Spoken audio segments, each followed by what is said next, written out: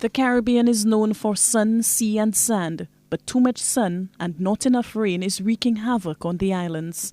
Countries in the Eastern Caribbean are being warned of a drawn-out dry spell. In Saint Lucia, the Water Resource Authority is calling for increased conservation measures as the focus is being placed on the John Compton Dam, the island's main source of water. An acute shortage of rainfall, coupled with diminishing reserves in the dam, is putting pressure on citizens. In the Dennery Valley in the east of Saint Lucia, it is bad news for residents already suffering from long-standing water issues.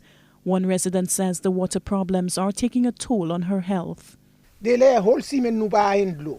So nou ni pou kite moute l'ovière, chikole ale pou nou hen dlo pou nou lave. Pou nou fe sa nou ni pou fe. Right now la mwen ni yon kidney, mwen achete dlo mwen bwe. Pis dlo a pa ka alek mwen.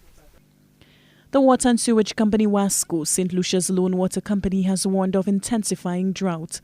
In addition to battling with very little rainfall, company officials say water levels in the dam have been dropping rapidly.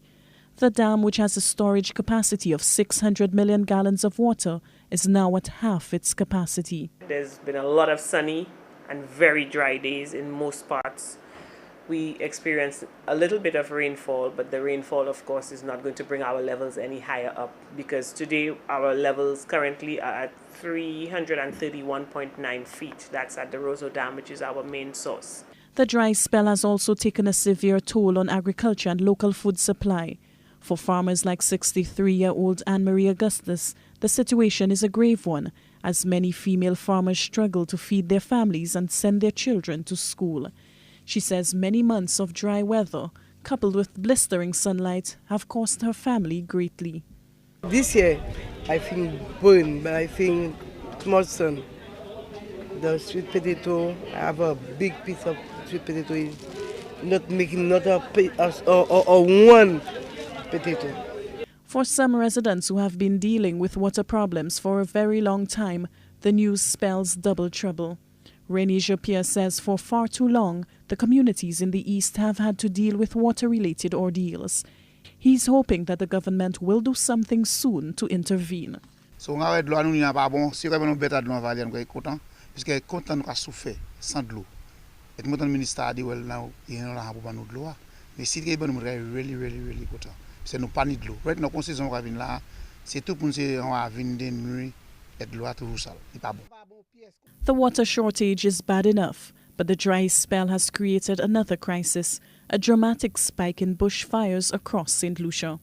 The fires have threatened homes and forced the closure of schools in the south of the island. One environmentalist warns that things will get worse before they get better.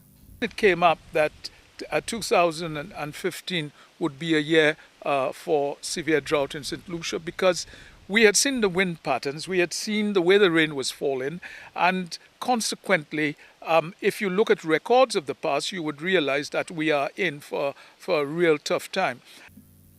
Met officials say the prolonged low rainfall pattern is expected for some more weeks. They are urging residents to brace for that and to do all in their power to conserve. With the annual hurricane season less than 2 months away, there are also fears that the island will see a drastic shift from the present blistering sunlight and little rain to torrential rainfall and flooding.